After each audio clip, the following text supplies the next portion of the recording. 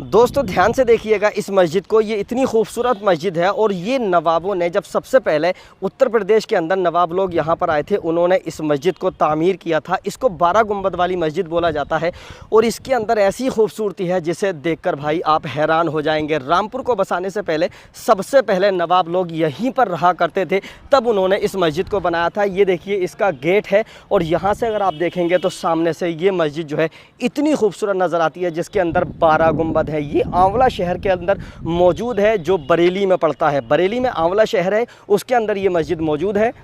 इसका गेट जो है, गेट का गुंबद सबसे पहला ये है, उसके बाद ये मेन गेट है इस मस्जिद का, दूसरा गुंबद ये है। और यहाँ से अगर आप देखेंगे तो भाई सामने से देखो 12 बुर्जियों की मस्जिद कितनी खूबसूरत नज़र आती है। सबसे पहले नवाबों ने इस मस्जिद को उत्तर प्रदेश के अंदर बनाया था। अगर इसका फुल ब्लॉग देखना है तो हमारे यूट्यूब चैनल मोहम्मद आशकार ब्लॉग में जाकर